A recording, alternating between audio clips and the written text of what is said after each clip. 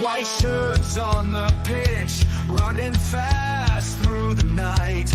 Every heart beating loud under floodlit sky bright. So to London, stand strong. In the stands they belong. Voices echo like thunder. To the club they sing along. Up in Spurs we arise. Eyes on the prize. Victory in sight with all our might. King's fire in his eyes. Glory's what he seeks. With every goal he flies, rising to new peaks. From the lake to far and wide, with the pride of the fight. On this journey we'll ride, with our passion burning bright. Up in Spurs we arise, eyes on the prize. Victory in sight with all our might.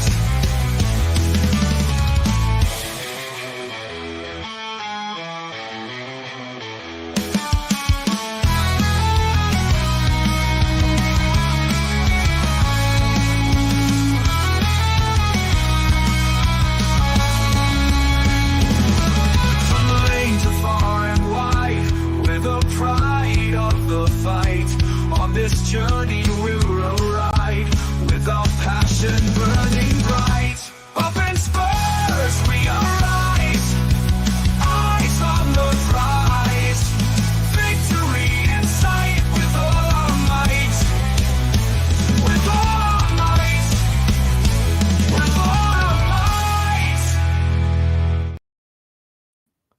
That is a banging intro and a great singing as well from Mystery Man.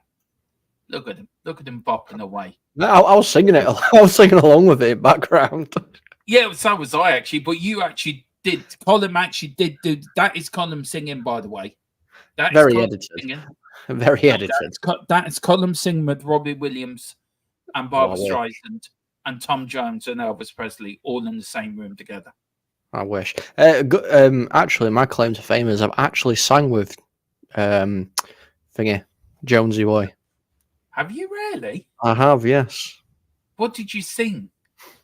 I was doing a security event and I was doing his change room and he was singing and I just kind of like got into the groove of it and I sang a little bit of Sex Bomb with him. So, Oh, fair play. To you. Did you know This is true story, all right? And I only saw this when he was on one of these shows, Tom Jones, that he was taking a shower and Elvis Presley gave him a song while he was in the shower. Only Elvis Presley would do that. Yeah.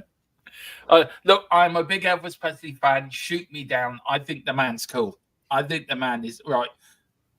His myth is his myth, but I think he's a cool fucker.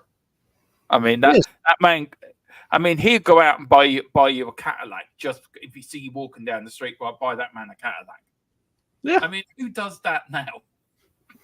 Nobody. No, he actually bought a woman a new electric wheelchair. He was going down the road and he saw this woman and her electric wheelchair broke down. He literally found out who she was, where she lived, and bought a $10,000 a new electric air.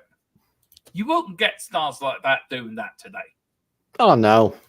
We don't get anybody like that today. No, you don't even get Bruno Fernandes doing that. I mean, all he does is moan anyway. He wasn't only United. But hello, welcome to THFC Till I Die. Welcome to the Full-Time Sports Network. Welcome to MUFC Spotlight. And welcome to us on X. Hello, X world. In our Musk world. Hello, everyone on X. Yes, I am going to vote for in the American election for Colin. That's who I'm voting for. Colin for president of the United States. Don't think I'm gonna have very well. Apparently, you get £1 million for every time you say vote for Colin. So Musk, you owe me and Colin £1 million each. Vote for Colin, vote for Colin, vote for Colin, vote for Colin. I can keep going. Yeah, keep going. Sorry about last night, lads. My mic decided to die, and I had to have a night of, well, I had to mourn for the evening. more or less, Mrs. Tron looked at me and said, "Why are you acting like such an idiot? It's only a microphone." But the microphone meant a lot. I had it for a year. So that's why there was no show. But we are back tonight. Of course, joining me, of course, is Colin. Of course, one of the biggest Man United fans YouTube channels on YouTube. Of course, everything Man United does through here. He's bigger than the United stand. He's bigger than he's bigger than that Norwich City fan, Nottingham Forest fan. He's bigger than him. He is the one. He is the one and only. Colin Sex Bomb Man United. The Irish superstar. How are you, Colin, this evening? See, I give you all that praise. Oh, I know. Wow, got something to live up to. Yeah, no, I'm good. I wish I was as big as the United stand. That'd be fantastic. But no, I'm good, mate. I'm good. I'm happy to be back. I know I've had a bit of a hiatus, but yeah, I'm glad to be back one with you. Yeah, we all have to be fair. And also, in all serious, Stig Senior is actually in hospital this evening. He pulled a hamstring trying to go around the corner in 100 miles an hour. But if you're watching Stig Senior, we wish you a speedy recovery, sir, and we look forward to your back. Well, some say he's not in hospital; he's in America, running as Donald Trump for the U.S. presidency. And some also say he could be the new Prime Minister of the United Kingdom. All we know is called Tottenham Stig. So there you go, Stiggy. We don't know. And also, Junior Stig is somewhere trying to... I just get him into trouble every time I say anything about him. He's trying to sort out his tax returns. Before the budget. Anyway, let's see who's in the chat. Let's talk about Colin quickly about our channel sponsor, the best sponsor around.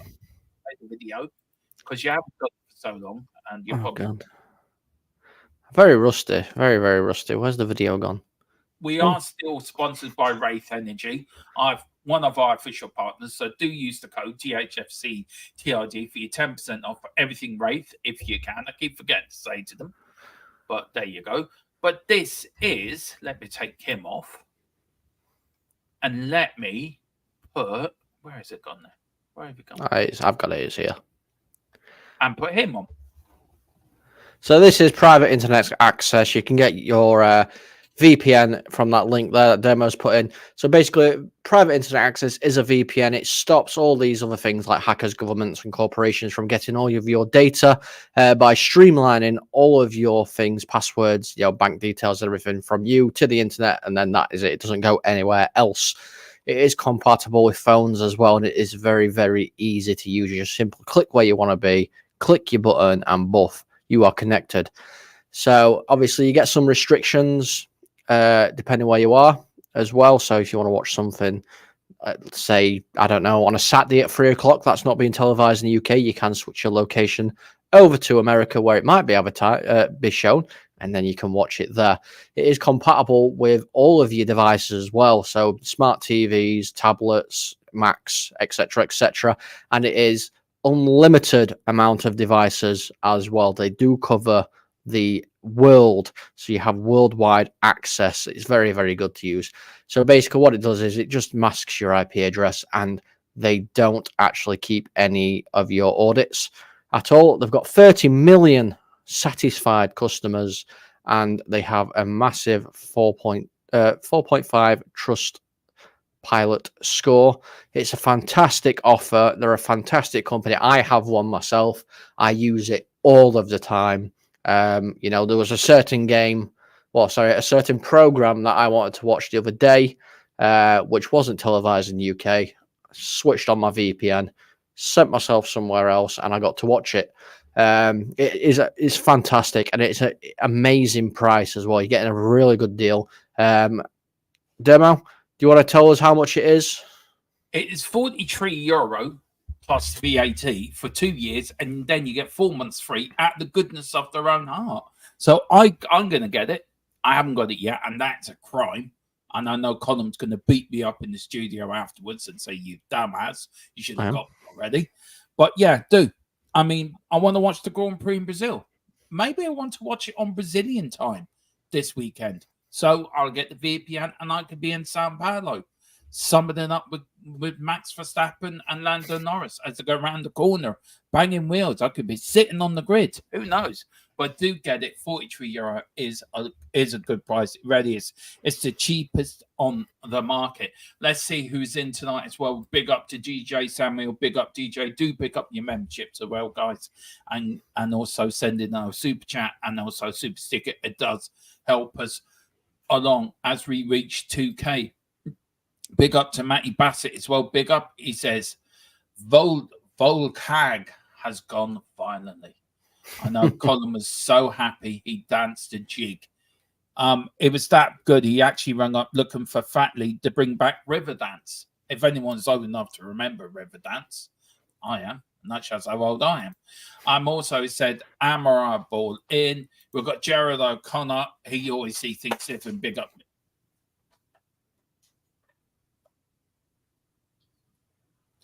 Criminals. What was that? The death stare.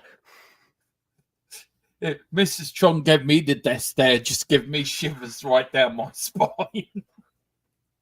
Not surprised. Like she just gave me the death stare. Went, oh fuck, I'm in trouble. Criminal said Ten Hag getting a sack after what he's done for Man United. I will let Colin. Do you want to give Gerard? Do you want to respond to that? Because I mean, looks like Gerard liked a bit of Ten Hag. No, Gerard knows what Gerard's doing. Whenever anybody played Man United under Ten Hag, it was an easy 3 points, and everybody now realizes it's not going to be that now. So I see your game, Gerard. I see your game. Yeah, but we went up there 3-0 this season already. How good was that? Yeah, but what trophies have you won? I'll keep coming back to this. Cup, actual trophies. Come on. Look, I've got them with me. I've got them in with me now. We've got cup. We've got 2 UEFA Cups. We've got 8 FA Cups. We've got 2 League Championships. I can see a lot of dust on them. Yeah, I forgot to dust them today. And we've got 4 League Cups. I think 4. 71, 72, 99. Yeah, we've got 4, yeah. What about last 2 years? The Audi Cup, and we are World Club champions in pre-season. Yes. What's the yes for? Pre-season champions. Here is a man that's won a lot more than all of us put together. Big up Chris. Liverpool, the mightiest team of Merseyside. You know, they've done a lot. They've done a lot when Man United were crying into their nappies. I remember Riverdance. That makes me old. Yeah, it does. I remember that coming Eurovision. That was the times when Ireland just kept winning Eurovision Song Contest. We actually got to a point where we didn't want to win it because we couldn't afford to bloody host the damn thing. We can't even. I think we reached the final last year. It was the first time we ever reached the main final for a long time. Anyway, that's what I mean. He was a winner. 2 pots. Yeah, he won 2 trophies. So I won't take anything away from Ten Hag for winning those 2 trophies, but I've had this conversation with you, Dermo. He's not a league. Yeah. He can't do it in a league format when it's a tough league. Right? That's been proven. Yeah, he's not. And look, I feel sorry for Ten Hag because I felt he should have went in the summer, to be fair. He should have gone in the summer, and he would have went out a winner, and he would have went out with a little bit of dignity, I think, and a little bit more respect. But I think he would have gone out. But I think United as a whole have handled this so badly. It's unreal how badly they've handled it. They've undermined him from the start of the season. They were looking for a replacement for him already in the summer. So, why not just get rid of him then, put an interim manager in charge, and then bring in the man when they're ready? He was a dead man walking from the beginning of the season. I just do not get United how they've done this, and it doesn't plain good on Sir Jim Ratcliffe. It doesn't look good on the Glazers as well. How does it not look good on Sir Jim? They gave him the time to turn things around. So yes, they spoke to other people, but I know for a fact when things were rocky under Ange Postecoglou, Daniel Levy was speaking to other people. I know for a fact it's what happens in football. It's just what Who's he happens. speaking to then? I can't. He's not speaking to him now, but I'm saying when things were rocky, he was Yeah. speaking to other people, and one of them was this man here. So Ten Hag was hanging on. I like Chris versions. I don't mind the odd Rocky film. I mean, don't get me wrong. Like the players have 100% threw Ten Hag under the bus, 100%. But Well, Lee, yeah, I get what you're saying, Colin. I do get it. Sir Right? Jim has stuck by him. You know, he could have got rid of him, but he was like, "No, we'll try and give you this chance because we've got this whole team now. We've got everybody that you need." And to be fair, he's given Erik Ten Hag the players Erik Ten Hag wanted, and it still hasn't worked. But so, do you feel though United have been a little bit? They've treated them badly a little bit. Maybe the Glazers have them. Maybe Ten Hag. Well, maybe. I think it's 50-50 to be fair, because Ten Hag's treated some Man United players badly. The way he dealt with David De Gea was shocking. The way he dealt with Cristiano Ronaldo was shocking. You know, the way he publicly humiliated Harry Maguire and stripping his captaincy off of him publicly was embarrassing. The way 50-50. he Sancho as well. Yes, Jadon Sancho. Even that was all over. He hasn't said sorry. It is. I mean, look, Ten Hag. He's no Alex Ferguson, but I feel you as a club have lost your way since Fergie retires, and now they've got rid of Fergie completely now from the ambassador role. You're going to have no link with Fergie. Do you think that's a good thing? Do you think that's a good thing for Manchester United moving forward, that they've cut the links to the past? It's now what happens between now and the future under this new manager. I think that this cutting the links with the past should have happened 10 years ago. Yeah. Because no matter what, even though Sir Alex isn't anywhere near the club anymore, it's still going to be, well, Sir Alex did this, Sir Alex did that. We need to look. We're not the team from the 90s or the early 2000s.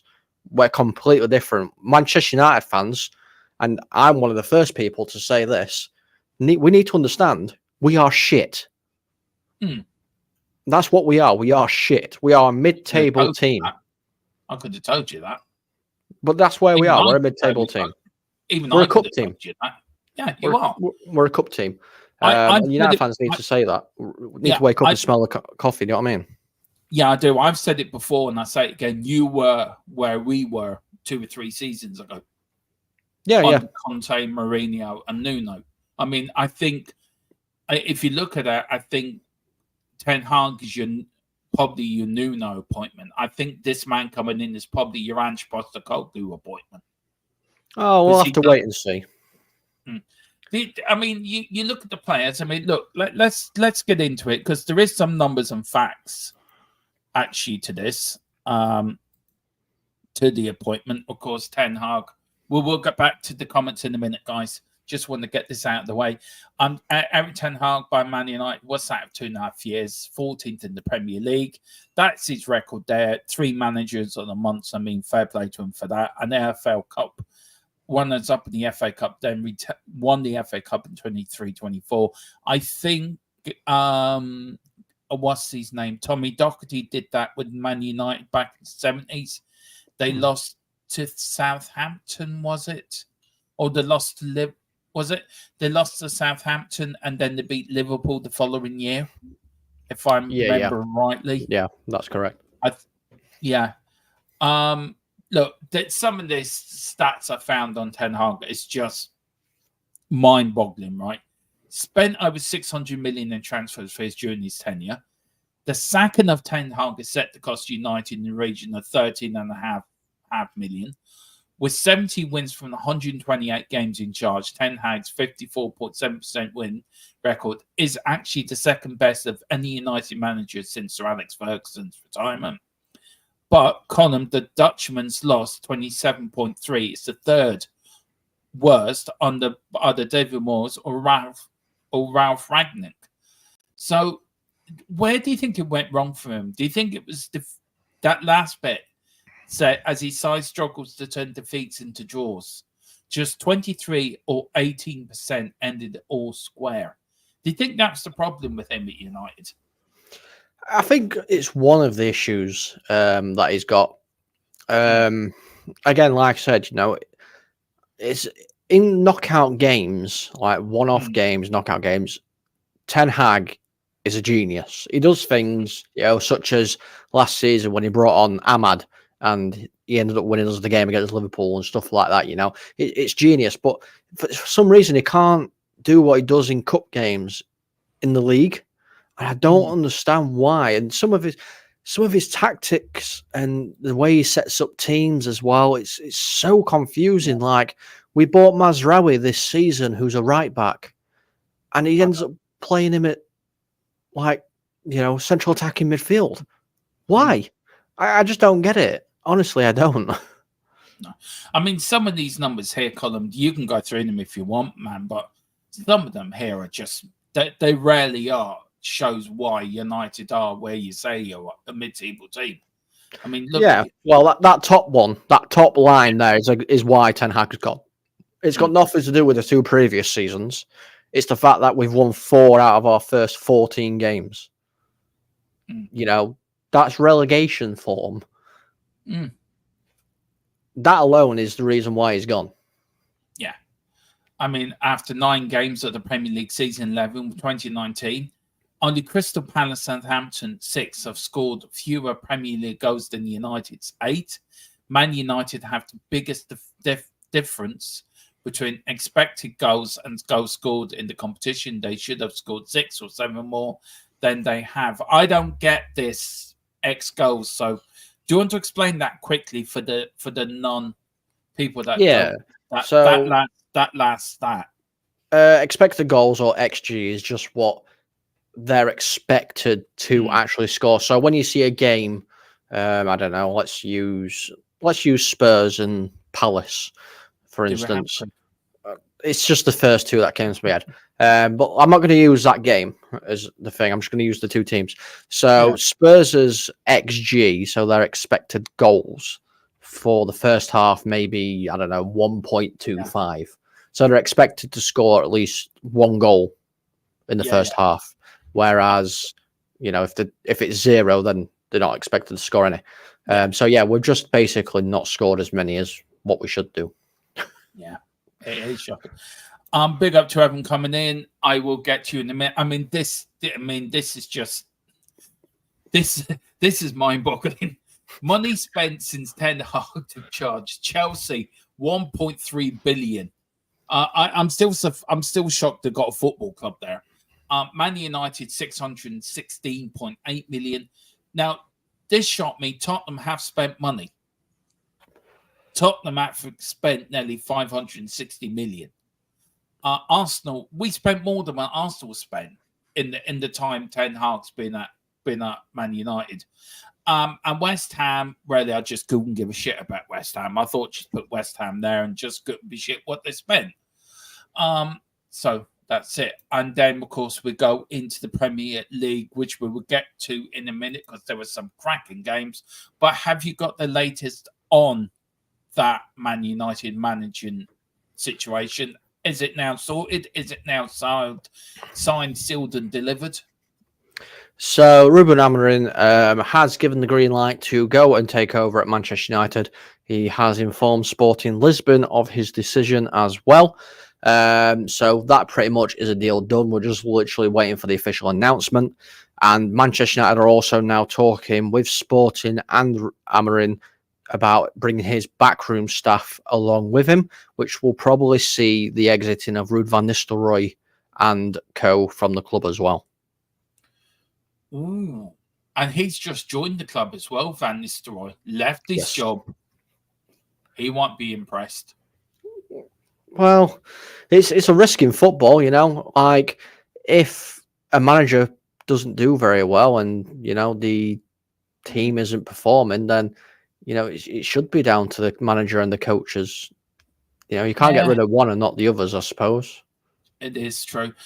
Gerard's quick thing about chat. Gerard says criminal to see Ten Hag getting the sack after what he done for Man United. I can see a bit of a rivalry starting up between Gerard and Colin, but we'll take it steady. Chris, big up lads. Hope you're well. We've done that. We've done that actually. Will Levy keep his strike shit if we lose the next 3 games? Look, we're not going to lose the next 3 games. We're going to beat Man City. We're going to draw against Aston Villa, and we're going to totally crap our pants against Galatasaray. So we're going to win 1 out of the next 3, at least. So Ange be right. I mean, going away to Galatasaray. I mean, that is. I saw the home fans for that last home game. I mean, they're fucking mental. I mean, it looked like the whole stadium was on fire. Yeah, they're crazy. Like it's a horrible ground to go to. Yeah, the Galatasaray ground is awful to go to. Thankfully I've never been there. But I've got a friend who has been, and he's actually a Leeds United fan. So this is going back, quite a bit. Yeah, and he said he's never felt so scared in his life. And this lad is like 6'4", and has to turn sideways to walk through doors. Is that big? Oh, Jesus. Couple of years, Man United were playing in the Championship on a cold, rainy Tuesday night in Stoke. No, that's supposed to say Manchester City. Yeah, probably is Man City. They will be playing in the Conference League. He was dumped under the bus. Gerard thinks Ten Hag was treated harshly. I don't think he was. 4 wins out of 14 games, you deserve to sack. If that was Ange, won 4 games out of 14 games, I expect Levy to sack Ange. So that's football. Ten Hag was hanging on like Rocky Balboa versus Ivan Drago. But we all know who won that. Rocky did. He beat the big man. I love the bit when he gets cut and he goes back to the corner and trying to go, he's not a machine, he's not a machine, he's a man, he's a man. And I'm sitting there going like little Dermatron, right, about 10 or 11 go, but he is a man, well, he's not a machine. What's he on about? Fucking idiot. Little Dermo taking it literally. Yeah, literally, yeah. We actually watched it at school. Like our history teacher put all the Rocky films on one day for us. It was so great. My schooling, when I was at school, it was cool. We didn't do any learning. We just watched Rocky. He was the sacrificial lamb. Do you want to respond to that? Who was a sacrificial lamb? I think is the first. I think Ten Hag, Ronaldo. I know Ronaldo was, but the way he handled it was just bad. I mean, Ronaldo shouldn't have done the interview in the first place. I'm not going to say Ronaldo's, angel halo isn't dirty, but the way it got handled, it was a complete mess. Yeah, it was. And Jared says Nuno is doing better than Ange. I mean, right. You've never heard me speeches before. No. That's the first time. Big up simply as a Spurs fan, I would prefer Man United's position than ours at least. Look, I do get that. I do understand that. They're winning cups, and that's something we got to do this season. That's something we've got to do, and tomorrow's so important, guys. I'm Ten Hag trying to confuse the position with so many different tactics. Ten Hag confused his own players with all these tactics. It didn't work against us. We stuffed you 3-0. El Tel Cockerell, evening, Dermo. Evening, El Tel Cockerell. Hope you're doing well, sir. And we've got another legend we've got a few legends. Gerard, you're a legend as well, man. The real N7 year. Lewis, big up, Lewis. If we lose to Ipswich, should Ange be sacked? When we're playing Ipswich? God knows. When you playing Ipswich? I don't know when we're playing Ipswich. Oh, we're not going to lose to Ipswich. Simple as that. I get Lewis's point. I think if we lose the next 3 games, I think then Ange is in a bit of sticky situation. I really do. If we lose the next 3 games, I think we're going to be in a lot of problems. But I don't think he will. I think he will beat Man City tomorrow night. Depends what team Pep puts out. But if we win tomorrow night, get a result up at Villa on Sunday, and get a result at Galatasaray, all that goes away. He's the greatest manager in the world again. Personally. That's me. Gerard says Spurs have spent 400 million on dirt. I slightly don't agree with that, but look, nobody can. Look, no manager can spend money right on every player is going to be a gem. There's always going to be a few duds in there. United got full of duds. I'm sorry. I got to do it. I'm sorry, Colin. Probably the smile will be wiped off my face when your players at white, aren't they? I am shocked that Chelsea don't end up in debt. Chelsea, that's a funny one for me, right? How come Chelsea have not been looked at like Man City have been looked at? Chelsea have been looked at, just not as in depth. They've actually just recently had a fine for lack of discipline as well. Chelsea are in trouble. Chelsea are in trouble with the way the things that the world's going at the minute, the football world. They are being investigated with a lot of things. That'd be good. Chelsea and Man City out of the Premier League. Double happy days. Gerard said Harry Bassett is on his way to Old Trafford. That's the latest, Dermo. Good up to Harry Bassett. Big up Luke Champion. The Poppy Skettering Town Football Club, established club 1872, formed, turning professional. The club gadgeted that through 12 different leagues from 1892 until they become funding members. Something I never knew. You learn something new. Every day is a school day. Every day is a school day. Big up, Gerald. Look at Spurs' home record, home and away, Domo. The stats don't lie. Andrew's one lucky man. If he was at Old Trafford, he would be sacked by now. Look, I think there's a difference between us and Man United. I think there's an expectation that United have to win the league. I think at Tottenham, there isn't that expectation of winning anything. And I think that's the difference. I think it comes from your board. Your board have to set the expectations, right? We want you to win a cup this year. We want you to win the Premier League. And Daniel Levy is more, well, I want you to get top four. That's it. Anything else is a bonus.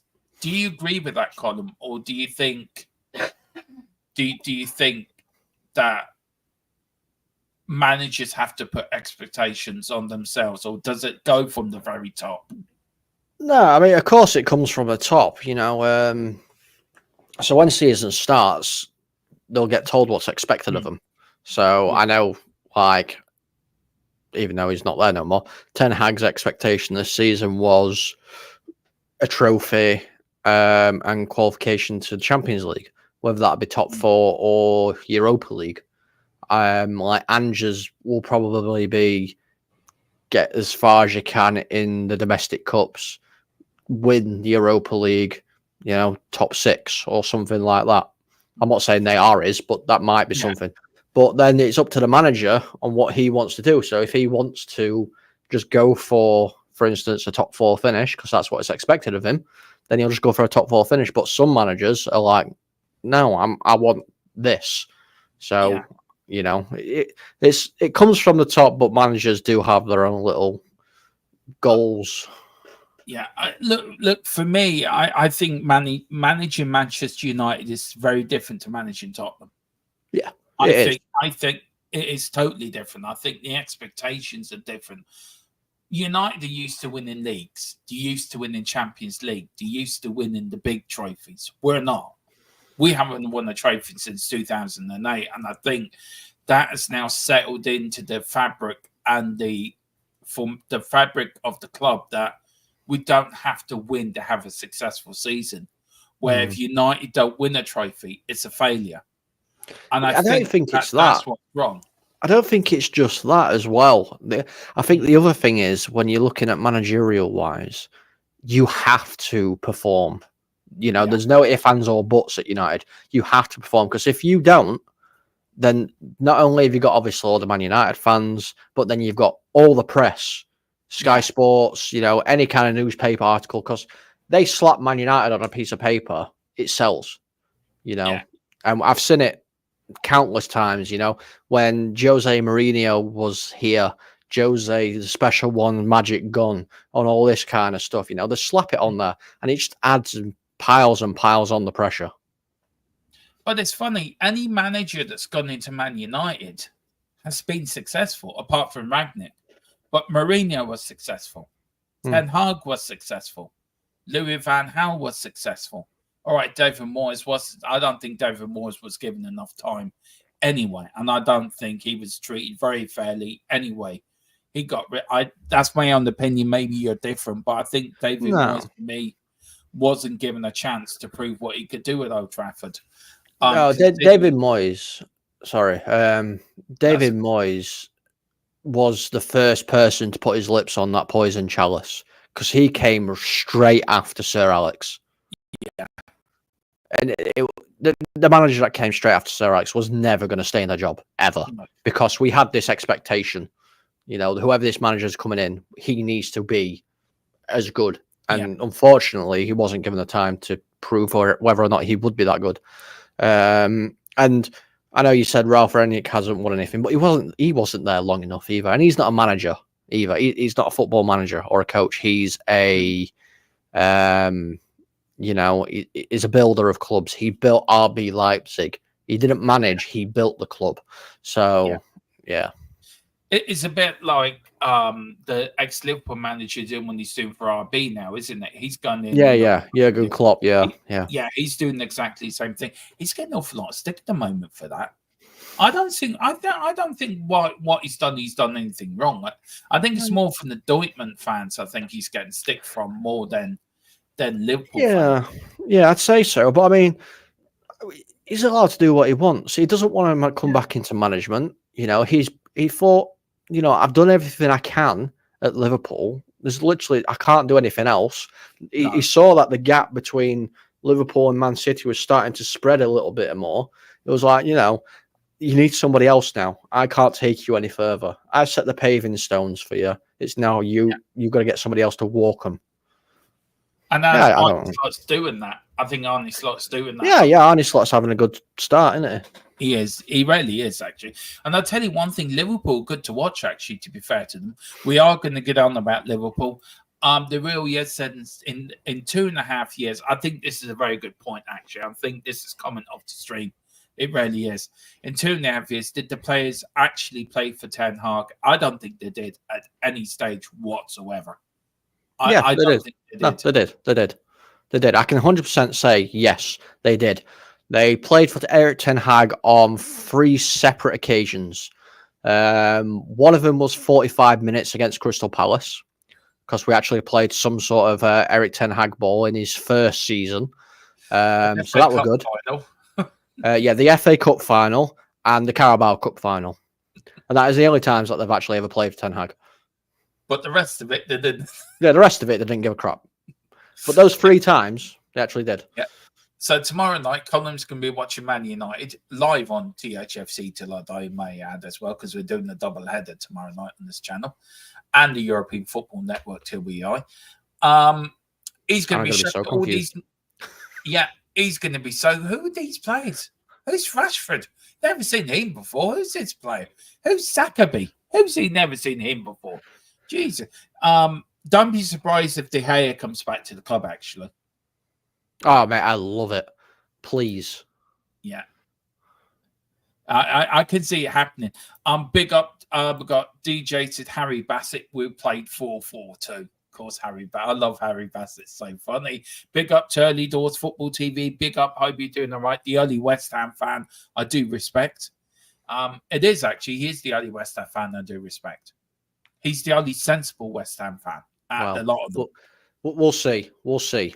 When it comes to a topic that we're going on to later, we'll see. Yeah. I do respect this man. He's a genuine gentleman and a legend. And everyone get over to his channel as well. It's a brilliant channel on a Sunday evening, Colin. You want to chill out and hear just some people talking good football talk and just genuine good talk. that's the channel for you. I'm actually going on there this Sunday. I don't know why he wants me on there. He wants some delusional Spurs fan, I think, to just make it a bit more. I think he's going to regret having me on, but there you go. I've come onto your show and I regret having you on. Yeah, but you keep coming. You're part of the Exactly. Exactly. Part of the fabric. Big up to Early Doors. He says Moyes got rid of all the back. I forgot about that actually. Yeah, He got rid of all the backward stuff. Biggest no. You never do that. Yeah, I think he cooked his goose before he even started. Big up to Moondog. Big up Moondog. Hope you're doing well. And I tell you one thing, Moondog. I still use what he sent me from the TTGD days. He sent me this thing. I will show it in the next stream we do, Colin. He got this out of Slate. And he actually put the double win inside on it. And it's brilliant. Little cup holders as well, little slate sort of put cup on. One of Glenn Hardot. What he done is amazing. I'm wondering if you do something for THFC till they die, if you can do an updated version for us, Moondog, but if you can, I would appreciate it. But he does some great stuff. I mean, stuff he's got, and it really is fantastic. Gerard, big up. He says, Damo, Spurs board had no expectations. Why did they hire Conte and Jose? Well, Conte, what do you keep looking at? You looking for your new manager? No, I'm stretching my back out because I've got a little knot. That's why I'm shifting a little bit. I've got a knot in my back, so I'm twisting like that to try and stretch it out. Just waiting for the crosses to come along.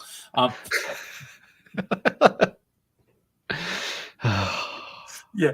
Dermo. Look, for me, Jose was Levy's wet dream. He got a massive hard on when Jose Mourinho came into the stadium, and Conte was just there for Conte. I don't care what anyone says. Conte was just there for Conte. Conte needed the money. Spurs were willing to pay him the money. I do not accept this. I cannot accept this. I want the sack. He should have just come out. Please sack me. Just sack me. I mean, that's what that whole press conference thing was. I'm sorry, that press conference at Southampton, right, was please sack me. He might as well just come out and said, please sack me. I don't respect Conte, never have, never will. I think Conte's an idiot. Look forward to it being on there. So I'm looking forward to it too, man. So everyone, please get over to Early Doors Football TV, a great channel. Moondog looks like Wurzel Herbert, who comes on my show. Oh, there you go. Got Wurzel Herbert. Get to meet him. That's exciting. Look forward to meeting Wurzel Herbert. Big up Early Doors. And sorry, I disagree, says Lewis. He disagrees. This is what I love about my channel, our channel, and the opinions. Everyone can have their own opinions. Sorry, I disagree. The finals players played to win for themselves. They got more accolades than managers. This is only an opinion. Look, I get it. I get what he's saying. I can see where he's coming from. I get what he's saying. 100%. I get what he's saying. I mean, I know for a fact players play for themselves as well. Yeah. But I'm just going off of obviously what I think. So I watch Manchester United every single week, and I've seen the times that they've played and performed, and then I've seen the 97% of the other time where they seem like they're still in the hotel room. And for me, it just looked like in the finals they actually gave a shit. Pardon my French, but they actually looked like they wanted to do it, and they were actually listening to Ten Hag. So that's kind of why I've said, But I fully respect his opinion, and I do see where he's coming from as well. So yeah, I can confirm Colin does lose his shit when Man United don't play well. Oh, mate, I do more than that. Anyway, let's start with Friday night football. Of course, it was Leicester against Forest. A cracking game of football, actually, really was. Two of the promoted sides. But Forest came out 3-1 winners. Column, Ryan Yates, Chris Wood. Ryan Yates on the 16th minute. Chris Wood with a double, 60th minute. And Jamie Vardy, the old warhorse, on 23 minutes. It was 1-1 at half-time. The officials was great persons. Darren Bond, James Bond's brother, who cannot referee a game. And please, for the love of God, just sack the player. He cannot referee a game. Paul Turney and Harry Leonard was the assistant VAR. Do you think this is more a good result for Forest than Leicester for staying up in the Premier League? Oh, 100%. Forest need to be winning these games. You know, they're the more established Premier League side. If we're going off recent history, you know, they are the more established one. I know Leicester have won the league more recently, but Yeah. I mean that's going back a while now. It's in itself. But I mean, I didn't watch the game. I watched the highlights of it, and you know, trust Chris Wood to be the person that's won Forest the game, the ex-Leicester boy. You know, and he celebrated as well. So, but look, Jamie Vardy must be the only player left out of that championship winning side. Actually, there. No, I think they've got. I'm sure Ndidi's still there as well. It might be Wilfred Ndidi. I'm sure he's still playing. But that, you know, for me, that's a great result for Forest. Really, is and Nuno is doing a cracking job up there. I have to say, fair play to him. Then, of course, we get the first games on Saturday. Villa at home to Bournemouth, 1-1. Ross Barkley in 76. But Bournemouth came in on 90 plus 6 minutes. It was nil at half-time. The referees, of course, Chris Kavanagh.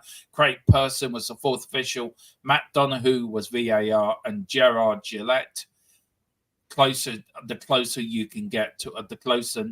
I forget what the Gillette thing is. The best your man can get. Exactly. Assistant VAR. I think this is drop points for Villa. I think this is actually not. I think this is Champions League hangover.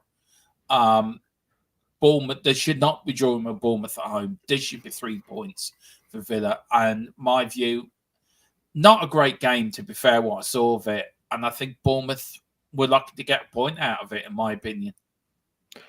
It were a dull game, and like you said, it probably was a Champions League hangover.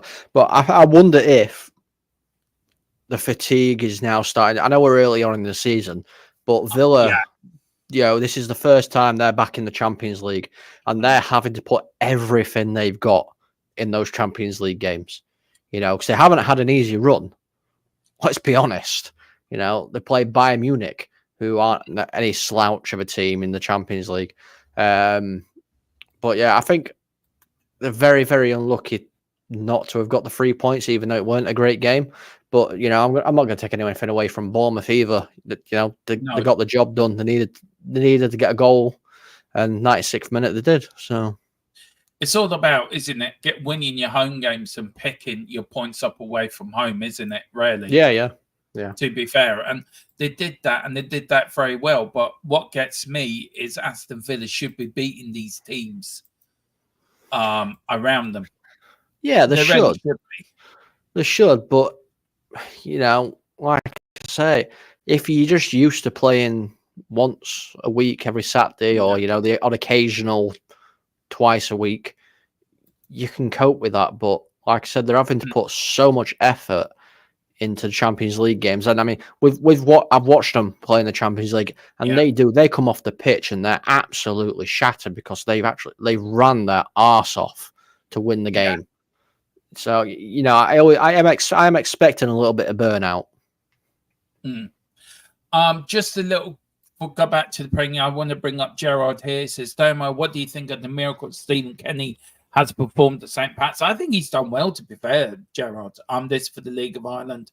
I think Stephen Kenny's not a bad manager. I just did not like what he was doing at Ireland. I just don't think he's an international manager. I think Stephen Kenny's a very good club manager, but international manager, I don't think that's his thing. And then, of course, Friday night decides the title, and it does. And it is, at the moment, Sherburn could win it. The ex-Ireland player, manager, what's his fucking name? His name's going out of me. They are, all they need is a win on Friday, and they are the championship. So, Shamrock Rovers in second, St. Pat's on third. Derry City have had a good season in fourth. Galway City in fifth. Sligo Rovers on sixth. Waterford in seventh. Bohemians in eighth. Drogheda United in ninth. And Dunkirk, I think, will be relegated. Win 10th. Also, just a little thing about my county. My little county of Wexford. I shall get that up now. We were in the playoff final yesterday. I will try to find the result of that. And they lost 17-2. No, they didn't. No, they didn't. If I can find the result of that. Anyway, yeah, we're away to Cork City on Friday at 7:45 at Turner's Cross. I don't know if we won. Gerard, could you let me know how Wexford got on? I think that they were 1-0 down. And I forgot. I was listening to it. I just couldn't. I got into doing something else. You drew 0-0 yesterday. Yeah, that's us out. We were in the you playoff lost 1-0. Yeah, you lost 1-0 in aggregate. Yeah. I know we got to the semi-finals of like the equivalent of the FA Cup, the Irish version. We got to the semi-final of that as well. So look who are at top of the league. We're in Ireland. Yeah, in the League of Ireland First Division. Yeah, Sherburn. Cork City. No. Oh, you fuckers! Absolute fuckers. First Division, Cork. Yeah, you're going into the Premier League. You're going into the big boys next season. Oh, well. Oh, well. Do you know what? We should have done the Cork City Wexford game, actually. We missed a trick there. Well, we did. We did. We actually, Damien Duff, that's it. I couldn't think of his name. Duffy. Yeah, he's done absolutely fantastic at Sherburn. And they're going to win the league. So, look, we are going to, in the summer, starting next summer, we are going to cover all the League of Ireland stuff. It's something we were meant to do this season, but we just never got round of it because the Irish League runs in the summer when the Premier League doesn't. We actually are going to cover it quite extensively. We're going to do every Friday night. We're going to do watch-alongs. We're going to do pre-match, and the three of us, or four of us, are going to pick a team each to follow in the League of Ireland. I know who Colum's going to pick because there's one team already. I will be following my team Wexford, but I'll have to pick a team in the Premier League to follow, and then we'll get Boris and we'll get Tequila to pick team as well, and we'll follow them. But yeah, do you know, Irish soccer's in a good place at the moment. It really is, and just need the FAI to fucking just put more money into it, and get a national team right. We said since we got rid of legend since we got rid of legend in Steve Perriman, our club has declined. No club should cut ties with their history. No, I agree with that, Lewis, 100%. Absolute 100%. Forest will stay up by a country mile, says Gerard. All three promoted teams are getting straight back down, says Chris. That's interesting. Sherburn, Damien Duff. I just couldn't think of his name. And Bournemouth showing there are no mugs. Nope, they are not. Right, we're cracking on. We're going on to this. Was a cracker of a game. Really love watching this. Watched the highlights. Really enjoyed it. Good day for Irish as well. Sam Smedix getting on the score sheet as well. So that was good to see from an Irish point of view.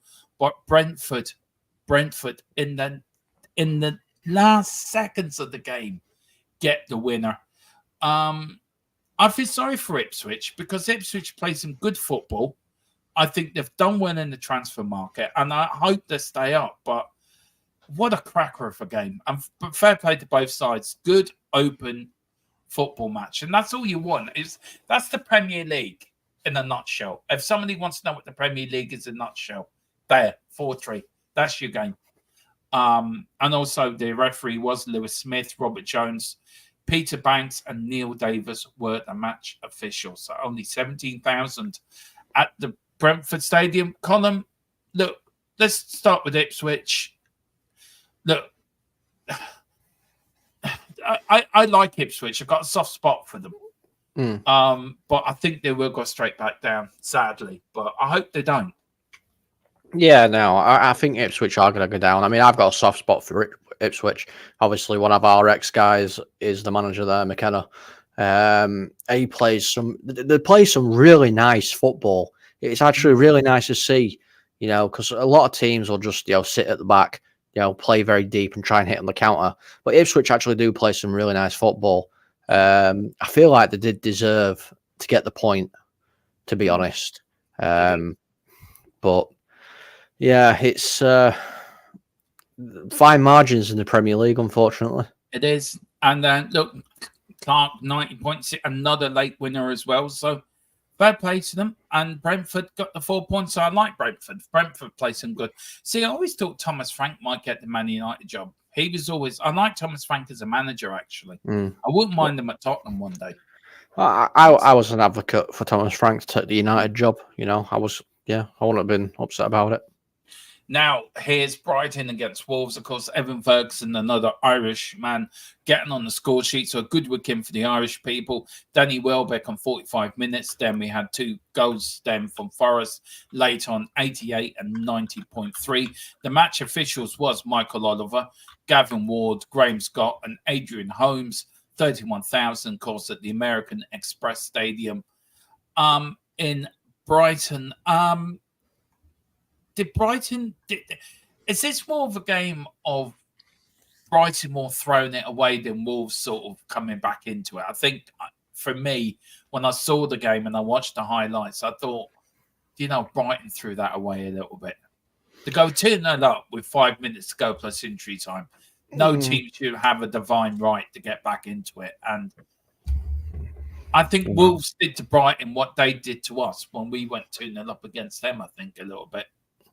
Yeah, I mean, when Brighton were 2-0 up, you thought, wow, it's another 3 points. Brighton don't tend to throw leads away too often.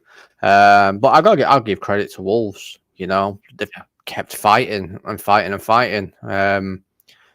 So yeah, I think Brighton just took the foot off the pedal. Yeah.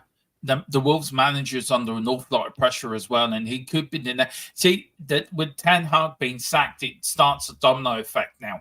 It gets the monkey of all the teams back. Right, one's gone. So we're not the first to do it. He's under a lot of pressure, but I think Wolves will give him time, Gary O'Neill. I think he will get time at Wolves. There was reports that David Moyes could be taken over if Gary O'Neill gets sacked. I don't think he will. I think Wolves will give him time to turn it around personally. I hope so, because Gary O'Neill is actually a good manager. It's just unfortunate, they've not had a great start, really. He turned it around for him when he came in. So yeah. A future England manager? Gary O'Neill? Oh, I don't know. That's a bit of a push. I think at the moment we'll have to see how he progresses in the future. I suppose. Yeah, but he is a great young manager. Then this one really shocked me, and I said it to you before the start. I just expected Man City to batter Southampton. They didn't. They won 1-0. Of course, the freak scored after 5 minutes. I mean, that fella just scores for fun. We've got Tony Harrington was the referee. The fourth official was Sam Allison, not Sam Allardyce, as a lot of people thought. We've got David Coote was the VAR, and Simon Long, not Michael Long out of Knight Rider, was the assistant VAR. And there was nobody at the Etihad at all. As you can see, it was played in front of a zero crowd that had dummies in the crowd instead of fans. That's a typical City game.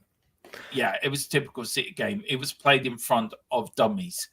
Look, I don't think Man City are the same team after have been past 4 years. I don't think they're going to win the league this year myself. I don't think they're going to win anything. I think they just want to win another Champions League. Do you feel all this FFP stuff is now starting to creep into the manager and the team as well? No, I don't think it is. I think the biggest issue is at the moment for City is there's no De Bruyne and there's no Rodri. They're having to play Kovacic as the Rodri, and he can't play that role. No. I don't think there's anybody in the Premier League that can play the Rodri role like Rodri does. And they are two of the key players. I mean, you look at it and it's like, okay, 1-0. Southampton, did very, very well and stuff. And yeah, okay, they did. But when you actually look at the stats, 22 shots were taken by City. 8 of them were on target. They had 57% possession. The passing accuracy, though, I will give Southampton massive credit for this. The passing accuracy from Southampton was 90%. Jesus. That is fantastic. It How many is. teams do you know that have 90% passing accuracy against Manchester City? I can't think of any. Not This is even what I us. mean. This is what I mean. You know, Southampton were lucky it was only 1-0. But, you know, I think they did play well. So big props to them. I just want to bring up this comment by Gerard, which I did giggle when you put it up. And it is true, though, to be fair. I don't even you can deny this one. Shamrock Rovers are doing better than Man United in Europe, and have you spent 500,000? Yeah. It's all right. Wait till this man here. Wait till this man starts. Yeah, I giggle with a big one, Gerard. I love that one. Yeah, I know what you're saying. Wait to that. But anyway, that was then. Then, of course, we've got this one from Everton. Again, another late goal for Everton. Beto, after 4 minutes into injury time. Alex Wawombi on 61 minutes, 38,000, of course, the last season at Goodison Park. The referee was John Brooks, Lee Doherty, Stuart Atwell, and Constantina Hazardiduza was the assistant VAR. Try and saying that when you're drunk. Try saying it when you're sober. Yeah, I just totally. If you are watching, I do apologise for killing your name. And of course, that was a boring game, a boring result. And I don't know. I just think it was just a fair result, I think, on the day, to be fair. Yeah, both teams. It wasn't a massively fantastic game, to be fair. No.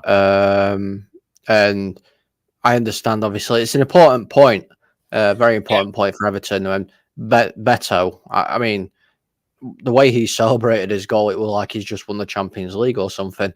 It were crazy. I was like, oh, well, okay. But it's passion. I actually enjoyed it. It's passion. So, yeah, I like that. I feel sorry. Sorry, I do apologise. I feel sorry for the Everton fans because they've been through hell. And they're going into this new stadium next season, possibly playing in the Championship. It could happen. I don't think no. But that was the last game of the Saturdays because we're going down to Sunday. We've got the first game of the Sunday games. Chelsea beaten Newcastle 2-1. Nicholas Jackson after 18, Cole Palmer 47, Alex Isaac under 32. Of course, the match officials were Simon Hooper, Robert Jones, Gerard Gillette, again was on VAR, and then Ian Hussein. No jokes there. I'm not going to say anything about his surname. I'm not going to say nothing about who he might be related to. Nothing like that at all. I'm going to keep my mouth shut. This is a complete face. Keeping it straight. Yeah. You know what I'm thinking, though, don't you? Yeah. Be a good boy. Yeah, I was thinking he was related to Mickey Mouse. Anyway. Of course, nobody turned up at Stamford Bridge. Again, full of penguins were at Stamford Bridge to watch that game. I'm not going to talk about Chelsea because I just don't like Chelsea and I think they're a waste of time and I don't want to talk about them. Newcastle, they are falling off a cliff. Should the manager be worried about his job? I think so. They're owned by an oil tycoon state who want something for all the money that they've spent. So, yeah, I think he has to be worried. But it's about right as well, you know. Yeah. Like any manager should be worried if they've had that much, if they've had money spent on them and they're not performing. I know you don't want to talk about Chelsea. I'm not actually going to talk about Chelsea, but I am going to say, you know, Cole Palmer. Yeah. I mean, what a player! What a player Cole Palmer is. I love watching Cole Palmer play. I actually do. Even if he's playing for England and England are playing, I'll just watch it for him because he's such a joy to watch. He really is such a talent. Yeah, he literally. Like, I watched the interview he did as well after the game. And you can see he just doesn't want to be there. He doesn't want to be interviewed. He just wants to play his football, and that's all he cares about. he seems a humble lad, a He is. really down to earth, humble, genuine human being. And I got nothing but respect for him. I don't think he goes into the flashy side of football. I don't think he wants to know about that. By the way, very quickly, I forgot to mention it with Man City. Rodri did get the Ballon d'Or last night. Real Madrid boycotted it. Do you think that was the right decision by Real Madrid, or do you think that's just Real Madrid being Real Madrid? Yeah, of course it's the right decision. How has Rodri won the Ballon d'Or? How? Really? Yeah. I can think of 3 players that perform better. You know, Yes. Vinicius Junior is one of them. Mbappe. Mbappe, and you could put Erling Haaland up there. Yeah, you could do actually. You could actually put Harry Kane in that bracket for Yeah, what you could put Harry Kane. Yeah, you could put Harry Kane. Do you know what I mean? How has Rodri won it? I think that's a good. I think that's a good topic for a podcast. Actually, is that Ballon d'Or rigged? And I think it is. I think it's rigged. Of course, it's rigged. Just go quickly through the rest of these guys. Of course, 1-0. We lost to Crystal Palace. Of course, we did the watch along. I can sum this game up in 3 words: toothless, spineless, and bottleless. To be fair, Crystal Palace deserved 3 points. They outbattled us. They outfought us. They outthought us. No Tottenham player deserves anything from this game whatsoever. I do have my team ratings here, guys, so I will bring them up. These are my ratings for the players. I give Vicario 6 just because he turned up. And the rest of them get 5 because the rest of them were damn right useless. You would have thought Romero and Van de Ven never played together before. Destiny and Porro, I've never seen them so pushed back in a game in my life. Basuma, I don't know what he was doing. I think he was still thinking what he was going to do on Saturday night. What he did do. Kulu and Madison looked like 2 lost little children in the middle of a playground. I feel sorry for Mikey Moore making his debut, the youngest Tottenham player to make his debut in Premier League history, 17 years of age, richly deserved. I feel sorry for him. Brennan Johnson, why, Brennan? You make my job supporting you so hard. You had such a great run, and then now you go missing. And Dom Solanke. He really is Dom Solanke because he's not scoring. And I'm glad you're finding this funny. And as for the substitutes as well, Papa Sarr, I don't know where he went. He didn't come on. He just disappeared. Bentancur, I don't know what he did. He just come on and just for the numbers. And Timo Werner. Right, I'm going to say this now. For the love of God, for anything that is holy, if God is a Tottenham fan and he's looking down, please, for the love of God, just tell Werner to go back to Germany and stay there. We don't want him. He is useless. He is more than useless. He is super useless. On my rant, what do you think of the game, Colin? I don't know what went wrong, honestly, because you were bullied. We were. You were I mean, I said it obviously in the chat before, whilst you were live. You know, if you let them bully you, they'll bully you. And if you mess up once and they score, that's it. They'll just defend for the rest of that game. You know, they'll put a low block in, and you won't be able to get past them. And that's exactly what they did. I feel so sorry for Moore. So sorry, because out of every game, you could have given him his debut. I know, obviously, needs must, and he needs to get game time. But to go to Selhurst Park as your first game, a very hostile crowd, you know, they're on top of you in that stadium. There is no escape. You know, I know professional players can deal with it, but, you know, I had to feel sorry for the lad. I really did. He's got talent, and I think, obviously, this game won't affect him in the long run. But yeah, I think a better game would have sufficed a lot more, I think. I think Romero, I think his eyes are looking at the white jersey of Madrid, if I'm going to be honest with you. Yeah. Gerard, Gerard's just said it as well. I think that's where his head is at the moment. Yeah. I think Porro's head might be turned, if I'm going to be honest with you, because you've been reading recently, he's now being linked with City to replace Kyle Walker. Yeah. I know that's where it's come from, so he might not want to go back, but again, you just don't know. You just don't know. I think there's a lot of expectation on Dominic Solanke, because obviously you need somebody to score the goals. Brennan Johnson's just hit and miss, if I'm going to be honest with you.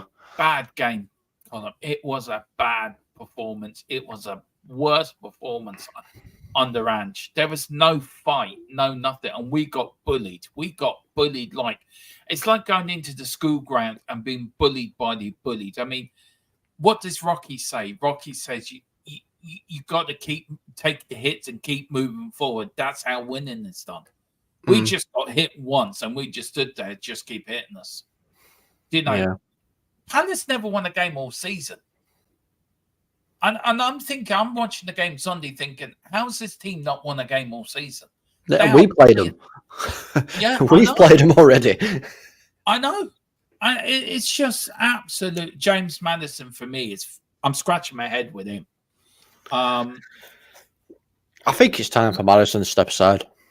I do. But look, I don't know how many changes he's going to make for tomorrow night's game.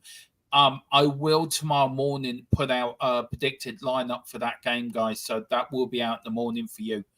I am going to make changes. The changes I will make, and I will say this now.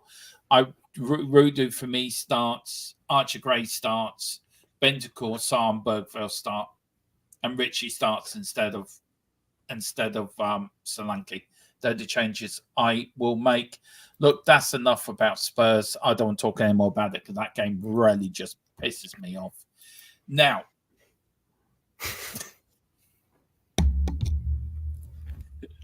from one game to another. We had it. Oh, can I just add? The officials should be investigated for corruption, especially that Darren Bond. I think every official from every single game on Sunday should be investigated. Yeah, right. Okay. I just got through the normal. West Ham did beat Man United 2-1. West Ham, of course, went to lead on the 74th minute. Casemiro equalised in 81. Gerard Bourne then scored a penalty, which wasn't a penalty. There shouldn't be a penalty, but was a penalty. Column is still trying to come down from that. The officials were David Coote, Thomas Bramwell, Michael Oliver, your favourite referee, your favourite VAR person of the whole wide world. I know he's on your Christmas list. Oh, yeah. And Stuart Burr. And again, nobody turned up at West Ham. Mind you, they couldn't see them because they're so far away from the stadium that they're using binoculars to watch the game. The only decent, as I said, early doors is the only one I respect. But please tell me early doors, why do grown men like playing with bobbles and Barney the dinosaur? Please tell me that. I don't get it. Breaking news, Barney the dinosaur is now missing in Soho with a girl called Camilla. And our mascot's with him. So if you do see Tottenham's mascot and Barney the dinosaur, can you please send them back to their respective clubs? Thank you very much. Go on. Talk us through the game. Oh, I will bring up the VAR, why it was overturned. I'll get to that in a minute. I think that's the only talking point of the game. No, I'll get to that in a minute. Man United should have had this game wrapped up at halftime. It's as simple as that. I think we hit the crossbar twice in the first half. Yeah. The side netting 3 times. You know, we could have been 3-4 up at halftime. West Ham just didn't have a clue how to deal with what we were doing at that point in time. And then West Ham did some absolutely amazing tactician and bringing on the Crescencio Somerville, and he was prolific. Everything, mate. He was ridiculous. He ran us ragged. and he got his goal. Casemiro got the equaliser, good header. I think it was actually, he flicked it on from a header from Xerxes, who tried to flick it in the net and it was going wide. So thankfully Casemiro was there. And then let's get down to the elephant in the room. Jared Bowen scoring a penalty in the 92nd minute which was never a penalty, never a fucking penalty in a million years. The referee did not award the penalty at all. It was VAR that overturned it. It was never a penalty. It's a coming together. I've literally, and I'm not just saying this because I'm a Man United fan.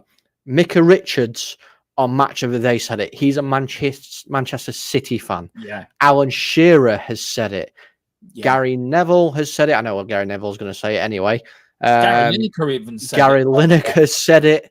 Everybody has said it has never been a penalty in its life. Yeah. I do you watch their podcast, Lineker, Shearer, and Richards? It's a very good podcast, by the way. I love watching it. Now, this was VAR's reason for doing it. I will read it out. I won't let Colin read it out because I know Colin will be beeps in there. So, to save him getting mad and red, because I can see his face is red, I can see him ready to turn it into the Hulk. The referee did not award the penalty to West Ham for challenge by De Ligt on Ings. Great, fine. The VAR deemed there was significant contact on Ings' lower leg, recommended an on-the-field review. The referee overturned his original decision and awarded the penalty. Colin, how long between the referee saying no and the penalty given? How long went by? God knows how, mate. Honestly, so from that happening, Man United managed to stop the attack, obviously, clear the ball, go up to the other end of the pitch, West Ham clear it, Man United get it back, and then go on another attack before they turn around and said, go check VAR. So there were probably about 45 to, I'd say, 2.5 minutes of play, give or take. There's probably not towards the back end, but there was a very big period of time. And the thing that annoys me, Dermo, that annoys me is if you actually watch it, the ball hits the ground and bounces up. I know. Two players are going for it. What are they meant to do? Both players are going to go for it. Of course, there's going to be contact. It's a contact sport. I know. You know. I mean, if we're giving penalties, for that, there's going to be a million penalties every single game. I think football's dead if they're doing that now. But imagine if United scored, right? Got a winner, right? That would have been chalked off, and they would have gone back and gave the penalty. Can you imagine the United fans in that stadium? Look, I'm not trying to say, please don't think, I think there's no room for violence in football. There isn't. But do you know what I'm getting at? They would have been absolute uproar. No, they would have been on the pitch. Yeah. Guaranteed they would have been on the pitch. I mean, see, the thing that annoys me so much is they've turned around and said, the on-field call is what we're going to stick by. Yeah. VAR will not get involved unless it's a clear and obvious error. There was nothing clear and obvious. There was nothing clear and obviously wrong at all. And they've gone, oh no, go and have a look. And because it's referee union, we got to stick together because we're all friends, huh? He's gone, I totally agree with you. You're right. I'm going to back my friend. Instead of going by his normal decision saying, no, I was right there. It's not a penalty. Let's just carry on with the game. Look, I want to do a show on this on VAR. I think with how long's VAR been in for now? Oh, God knows how long. But, the thing that annoys me is, Dermo, VAR, the whole system is not a bad system. It's not. It's not. It's run properly. We just don't have people that run it properly. That's what it is. It's working amazingly in the La Liga. In La Liga, it's spot on. In America, it's spot on. Spot on. Why is it? It's awful here. This is what I mean. It's just awful here. We cannot even get the offside rule. Semi-automated offside rule, yeah. Yeah, we can't even get that in properly. And it's been run all over Europe, the Premier League. Oh, we'll get it in sometime. Yeah. And how hard is it, though? But, Dermo, how hard is it, yeah? I mean, me and you could watch a game as VAR officials. Yeah. And somebody score a goal when checking it for offside. Yeah. It's not going to take us, like, a minute and a half to 3 minutes to draw some lines on this screen. We should do that, We actually should do that. If we could do that, I would love to do that.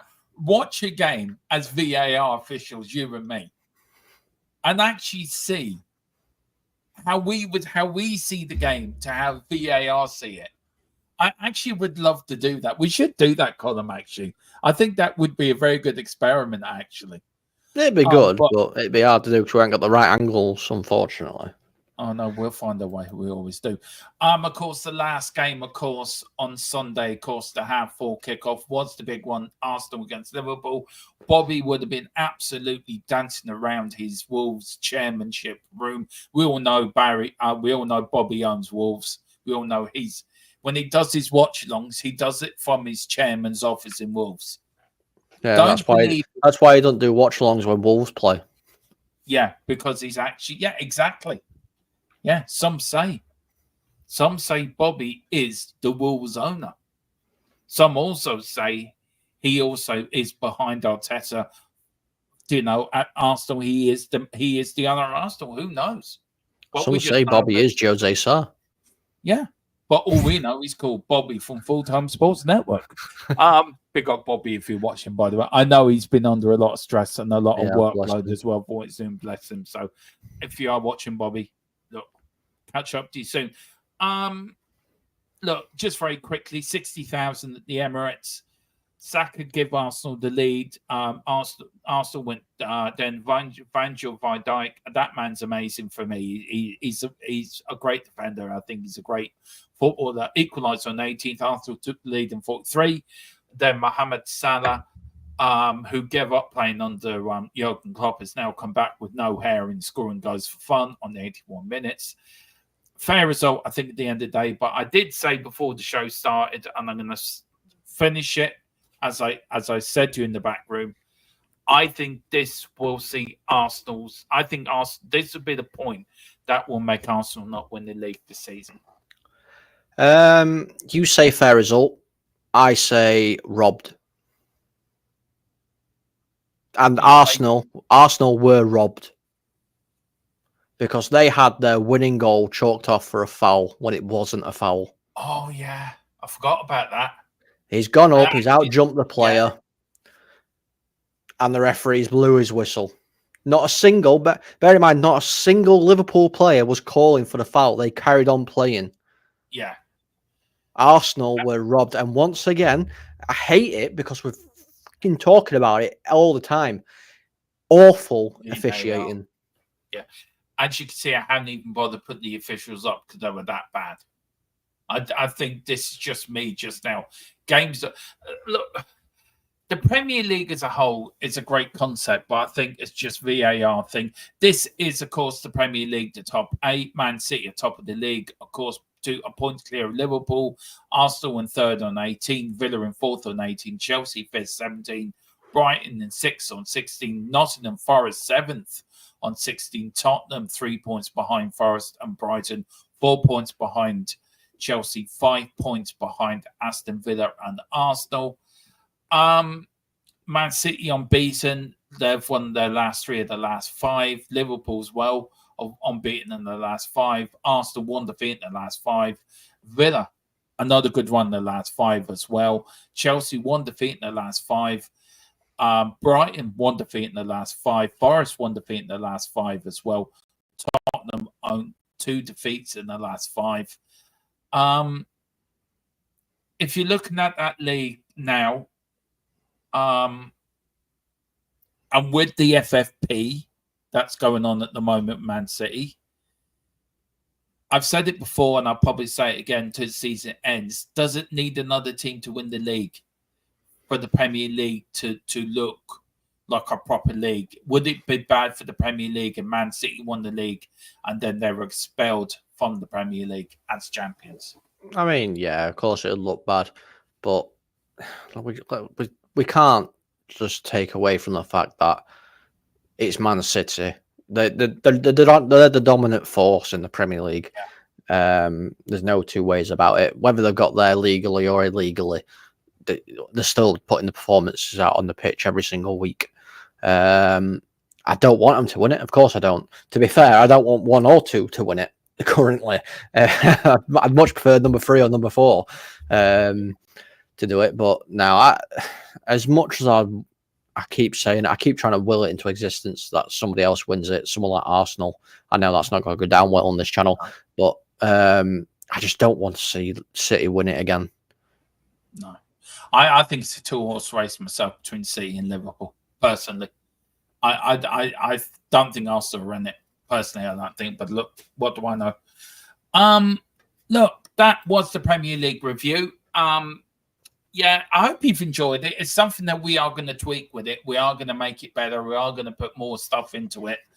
But again, apologies for no show last night. The pre-match was supposed to be tonight.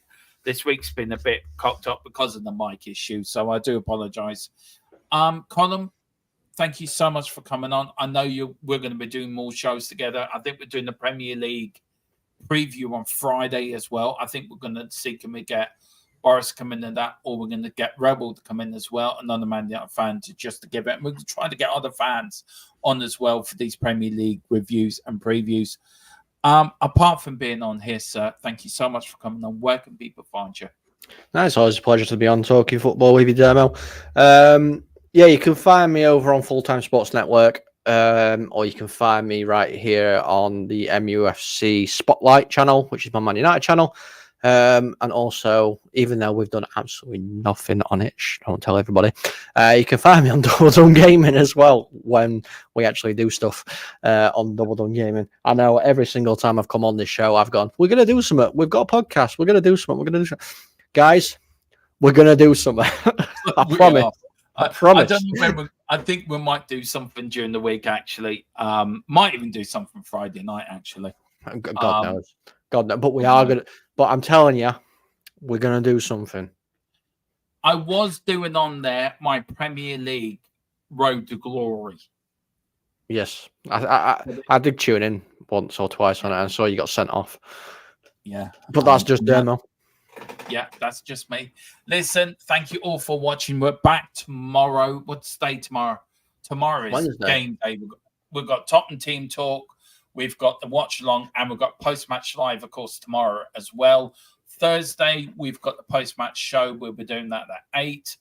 Friday, we've got the Premier League review with me and Colin. And then Saturday, Spurs. When Man United playing? We've got Chelsea on Sunday. We're playing Sunday as well. So Saturday, we may do an around the grounds. We may do look, I want to talk about VAR. So me and Colin will talk about it in the background. We'll talk about it in the next few days.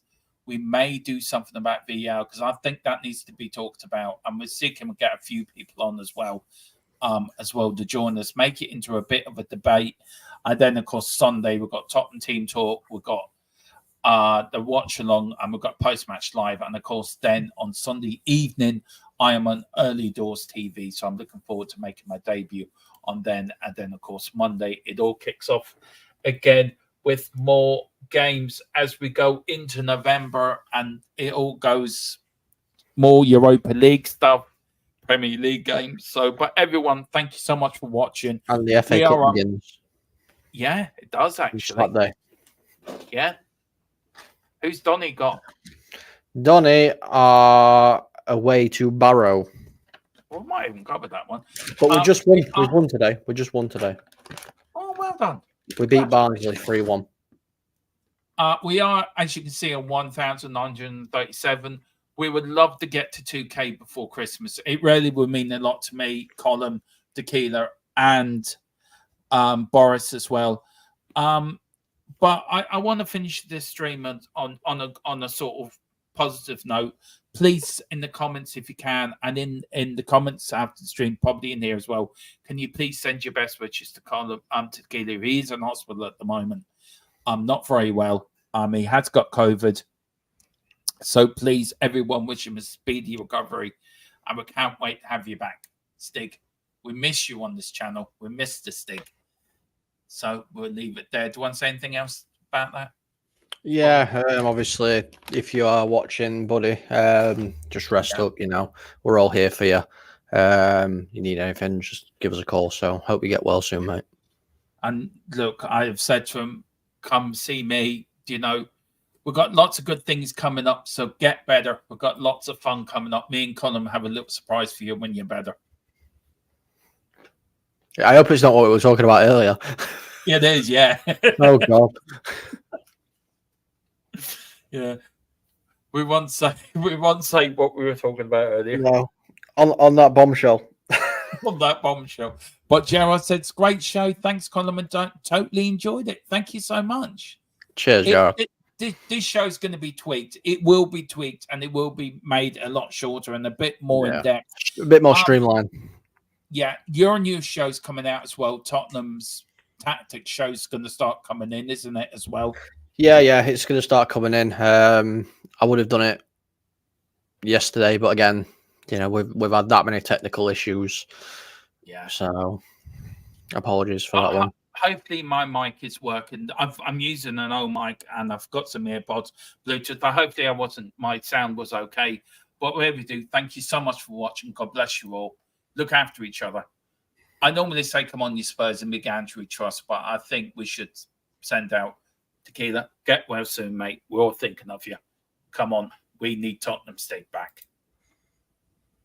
And come on, Ten Hag. In him we trust. He's been sacked. I know, I just wanted to say it. Oh, okay. Anyway. Poor old Ten Hag.